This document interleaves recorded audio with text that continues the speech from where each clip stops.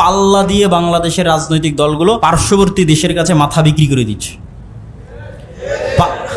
পাল্লা দিয়ে। কেন? এটাই হচ্ছে গোলামির স্বভাব। এইটা পার্শ্ববর্তী দেশের কাছে গোলাম হতে যাচ্ছে কেন? আর একজনকে সরিয়ে নিজে ক্ষমতায় যেতে চাচ্ছে। তাহলে যে যত বড় গোলাম হবে তে তাড়াতাড়ি ক্ষমতায় যাবে। যখন আপনি দাওয়াতি কাজ করবেন, এই দাওয়াতি কাজের বরকতকে অব্যাহত রাখার জন্য আপনাকে এতটুকু মনে রাখতে হবে যে বহিরাগত জুলম দিয়ে কোনোদিন সত্যকে ধামাচাপা দেওয়া যায়নি। বহিরাগত জুলম দিয়ে কখনো মুসলমানদের ক্ষতি করা যায়নি, কোনোদিন না। অতীতেও কোনোদিন হয়নি, আজও হবে না, ভবিষ্যতেও হবে না। মুসলমানদের সবসময় ক্ষতি হয়েছে তাদের অভ্যন্তরীণ কোন্দল আর দ্বন্দ্বের কারণে। মুসলমানদের সবসময় ক্ষতি হয়েছে তাদের নিজের মারামারির কারণে, নিজের কামড়াকামড়ির কারণে। এই নিজের মারামারি এবং কামড়াকামড়িটা আসে সত্যবাদিতা, ন্যায়পরায়ণতা এবং আমানতদারিতার অভাবের কারণে। এই জন্য যারাই মসজিদ প্রতিষ্ঠা করেন, মাদ্রাসা প্রতিষ্ঠা করেন, দাওয়াতি কাজ করেন, তারা যদি মনে করেন আমি নিজে, আপনারা যে অবস্থায় আছি কেন, যদি মনে করেন যে আপনার এই কাজের বরকতটা ধরে রাখতে হবে, তাহলে এতটুকু নিশ্চিত থাকেন বাহিরের কেউ আপনার এই কাজের বরকত জুলম দিয়ে ছিনিয়ে নিতে পারবে না। বরং জুলম যত বাড়বে আপনার পা তত মজবুত হবে, আপনার পা পৃথিবীতে তত মজবুত হবে, আপনার দাওয়াত তত শক্তিশালী হবে। কিন্তু আপনার এই দাওয়াত ধ্বংস হয়ে যাবে, বরকত উঠে যাবে, আজ আছে কাল নাই হয়ে যাবে, যখন আমানতদারিতা, ন্যায়পরায়ণতা, সত্যবাদিতার অভাব দেখা দিবে। এবং সেই জায়গায় পারস্পরিক কোন্দল, গীবত, কামড়াকামড়ি, মারামারি এগুলো জায়গা করে নেবে তখন। এবং এতটুকু মনে রাখবেন, এই বিপরীত স্বভাবটাই হচ্ছে গোলামির স্বভাব, দাসত্বের স্বভাব। আর উদারতা, সত্যবাদিতা, ন্যায়পরায়ণতার স্বভাব হচ্ছে নেতার স্বভাব, নেতৃত্বের স্বভাব এবং বিজয়ী ব্যক্তির স্বভাব, স্বাধীন মানুষের স্বভাব। আমাদের নবী মুহাম্মদ সাল্লাল্লাহু আলাইহি ওয়াসাল্লাম স্বাধীনচেতা, উদারমনা ছিলেন। ফলত এই জিনিসগুলো তার কাছে অনেক সহজ ছিল। তার সত্যবাদিতা, তার ন্যায়পরায়ণতা, তার আমানতদারিতার কারণে মানুষ দলে দলে ইসলাম গ্রহণ করেছে।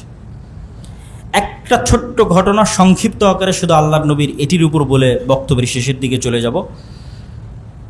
কোনো এক যুদ্ধের সময়, কোনো এক সফরের সময় কোনো পানির ব্যবস্থা নাই, এমন এক জায়গায় পৌঁছে গেছেন আল্লাহর নবী, তার সাহাবীদের সহ পানির ব্যবস্থা নেই। তো সাহাবীদের তিনি পাঠিয়েছেন পানির অনুসন্ধানের জন্য, একদম শর্টকাটে বলতেছি। তো সাহাবীরা অনুসন্ধানে বের হয়ে দেখে একজন মহিলা কলসে করে পানি নিয়ে, মাটির মটকায় করে পানি নিয়ে ফেরত আসতেছে। সেই মহিলাকে রাস্তা আটকে সাহাবীরা জিজ্ঞেস করছে, কোথায় থেকে পানি এনেছো? তো বলে, আমি গতকাল এই সময় এখানে ছিলাম। তার মানে 24 ঘন্টার দূরত্ব থেকে পানি নিয়ে আসতেছে। তথা এখন পানি আনতে গেলে 24 ঘন্টার পথ উট চালানো লাগবে, অথবা একদিনের পথ ঘোড়া দৌড়ানো লাগবে। তো সেটা তো সম্ভব নয়। তো বলে, আমাদের নবী মুহাম্মদ সাল্লাল্লাহু আলাইহি ওয়াসাল্লাম তোমার সাথে একটু কথা বলতে চায়। তো মহিলা বলে, কোন নবী? যে নিজের ধর্ম ত্যাগ করেছে, সাবি, মুরতাদ হয়ে গেছে, মানে তাদের ভাষায় তারা মোহাম্মদ সাল্লাল্লাহু আলাইহি ওয়াসাল্লামকে সাবি বলতো। তো বলে, হ্যাঁ তিনি। তো ঠিক আছে, মোহাম্মদ সাল্লাল্লাহু আলাইহি ওয়াসাল্লামের কাছে সেই মহিলা উপস্থিত হলো। মোহাম্মদ সাল্লাল্লাহু আলাইহি ওয়াসাল্লাম তাকে বলল, তোমার একটু পানির দরকার। মহিলা বলল যে আমার ছোট ছোট বাচ্চা আছে, আমি বিধবা মহিলা, আমার স্বামী নাই, ছোট ছোট বাচ্চাদের আমিই দেখাশোনা করি, তো এই পানি আমি আপনাকে দিলে আমার জন্য এটা অনেক কষ্টকর হবে। রাসূলুল্লাহ সাল্লাল্লাহু আলাইহি ওয়াসাল্লাম বলল, ঠিক আছে, তোমার পানি আমরা ব্যবহার করব না, তবে তোমার পানির আমরা সহযোগিতা নেব, পানি তোমার যেরকম আছে সেরকমই থাকবে।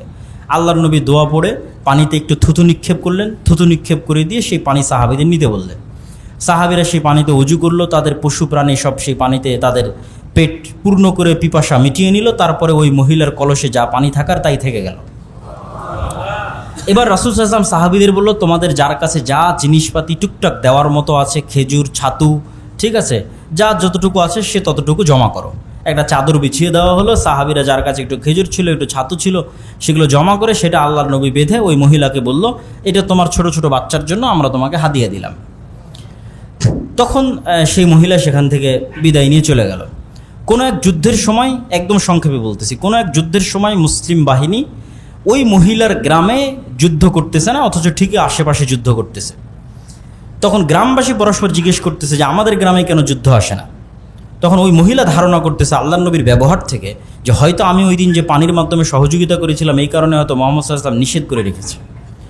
তখন পুরো গ্রামবাসী আশ্চর্য হলো যে আমাদের গ্রামের যাকে আমরা দামই দেই না, মূল্যায়নই করি না, সেই মহিলার এতটা দাম মোহাম্মদ সাল্লাল্লাহু আলাইহি ওয়াসাল্লামের কাছে, তখন পুরো গ্রামবাসী মিলে ওই মহিলা সহ মোহাম্মদ সাল্লাল্লাহু আলাইহি ওয়াসাল্লামের কাছে এসে ইসলাম গ্রহণ করলো।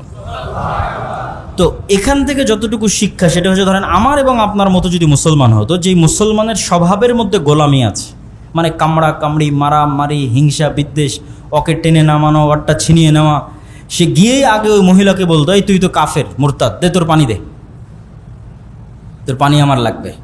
কেন?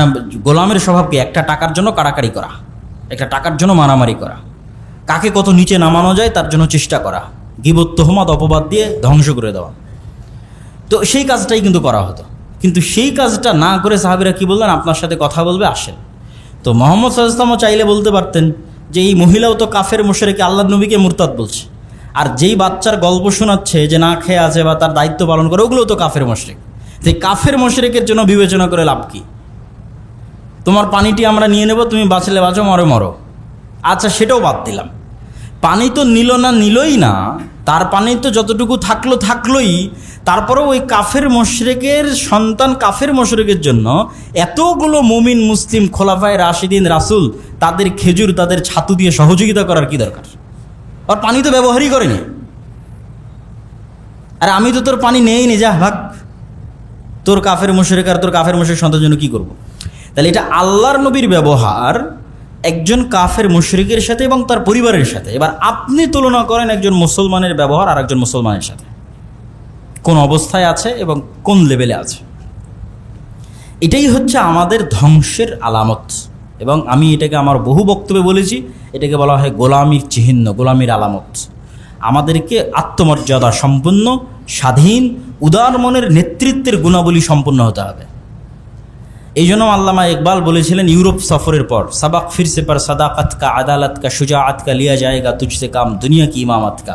যে মুসলমানেরা, তোমাদের মধ্যে সব আছে, সালাত, সিয়াম, হজ, জাকাত, ইসলামের যেগুলো বেসিক রিচুয়ালস, ইসলামের যেগুলো আনুষ্ঠানিকতা, সেগুলো সবই তোমাদের মধ্যে আছে। মুখে দাড়ি বলো, মাথায় টুপি বলো, সব আছে। কিন্তু নাই কি? তোমাদের মধ্যে ন্যায়পরায়ণতা, সত্যবাদিতা এবং আমানতদারিতার অভাব আছে, যেটা তোমাদের নবীর ছিল, তোমরা সেটা হারিয়ে ফেলেছ। ধরেন, উদাহরণ হিসেবে ধরেন এই জামালপুরেরই কত মানুষ, আপনারা এখানে মসজিদে এসেছেন, সালাত আদায় করছেন, সিয়াম পালন করছেন, হজ করছেন, ওমরা করছেন, কিন্তু দেখেন আপনার বোনকে তার বাপের সম্পত্তিতে আপনি ন্যায়ের ভিত্তিতে সম্পত্তি বুঝিয়ে দেননি। দেখা যায় যমুনার চরে যেটা পানিতে ডুবে আছে ওটা বোনকে দিয়েছেন, যেটা ভালো প্লেসে আছে সেটা আপনি নিজে নিয়েছেন। তাহলে আপনার মধ্যে ইসলামের সব আছে, আসল জিনিসটাই তো নাই, যেটা আল্লাহর নবীর ছিল। ন্যায়পরায়ণতা নাই, সত্যবাদিতা নাই, আমানতদারিতা নাই। আপনারই যখন দেখবেন যে গ্রামে বিয়ে হচ্ছে, এলাকায় বিয়ে হচ্ছে, যৌতুকের ভিত্তিতে বিবাহ হচ্ছে। যৌতুকের ভিত্তিতে বিবাহ কি অন্যায়? মানুষের উপর জুলম, মানুষের উপর অত্যাচার। তাহলে এরকম আপনি বাছাই করে খুঁজে খুঁজে দেখেন, কি মসজিদ, কি মাদ্রাসা, কি আপনার আলেম ওলামা, কি সমাজের দায়িত্বশীল এসপি, মন্ত্রী, ওসি, ডিসি, এসপি, মন্ত্রী সব দেখবেন প্রধান অতিথি, বিশেষ অতিথি ইসলামী জালসার। গত 16 বছরও ছিল, তাহাজ্জুদ গুজারও ছিল, হাজি ছিল, ওমরাকারীও ছিল। কিন্তু ছিল না কি? তার নিজের দায়িত্বে সৎ এবং ন্যায়পরায়ণ ছিল না। এই কারণেই তো দেশ ধ্বংস হয়ে গেছে। এই জন্য মুসলমানদের এই নেতৃত্বের এই গুণগুলো অর্জন করতে হবে, তাহলে তারাও স্বাধীন হবে এবং পুরো পৃথিবীকে নেতৃত্ব দিতে পারবে ইনশাআল্লাহ। আজকে দেখেন যে এই যে এত বৃহৎ আন্দোলনের পর বাংলাদেশের একটা সুন্দর পরিবেশ, এই সুন্দর পরিবেশের মধ্যে দেখবেন পাল্লা দিয়ে বাংলাদেশের রাজনৈতিক দলগুলো পার্শ্ববর্তী দেশের কাছে মাথা বিক্রি করে দিচ্ছে। পাল্লা দিয়ে কেন? এটাই হচ্ছে গোলামির স্বভাব। এইভাবেই যখন স্পেন ধ্বংস হওয়ার সময় ছিল, ওই সময়ের ইতিহাস পড়ে দেখবেন যে কিভাবে স্পেনের মুসলমান আমির ওমারারা আর মুসলমান আলেম ওলামাদের গ্রুপেরা পার্শ্ববর্তী ইউরোপিয়ান খ্রিস্টানদের কাছে বিক্রি হয়ে যেত, কিভাবে একজন আরেকজনের বিরোধিতা করার জন্য। মানে এইটা পার্শ্ববর্তী দেশের কাছে গোলাম হতে যাচ্ছে কেন? আরেকজনকে সরিয়ে নিজে ক্ষমতায় যেতে চাচ্ছে। তাহলে যে যত বড় গোলাম হবে তে তাড়াতাড়ি ক্ষমতায় যাবে, ক্ষমতার নেশায় গোলামি বরণ করে নিচ্ছে। তো এইটা হচ্ছে আমাদের রাষ্ট্রের টপ লেভেল থেকে নিয়ে একদম নিম্ন লেভেল পর্যন্ত সেম অবস্থা।